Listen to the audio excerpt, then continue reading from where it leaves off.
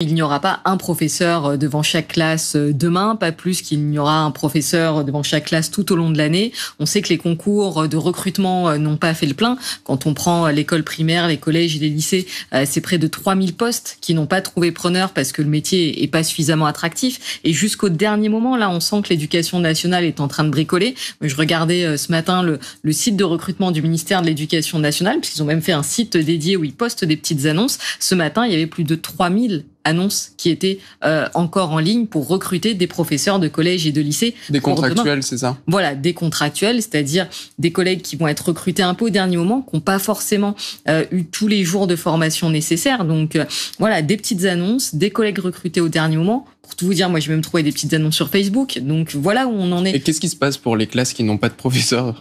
C'est malheureusement ce qui est devenu un quotidien qui devrait être inacceptable et qui devrait être un scandale national, c'est-à-dire des élèves qui vont avoir des trous dans leur emploi du temps. Demain, nous, en tant que professeurs principaux, on va distribuer des emplois du temps aux élèves. Parfois, il y aura marqué Monsieur X, Madame Y. Il va se passer peut-être plusieurs semaines avant d'avoir une heure de cours de mathématiques. Et puis après, en cours d'année, il pourra se passer des semaines, voire des mois, sans que les élèves aient certains cours. C'est arrivé l'an dernier. Malheureusement, ça va se reproduire. Il y a donc urgence à traiter ces vrais problèmes plutôt que des gadgets pour le moins accessoires.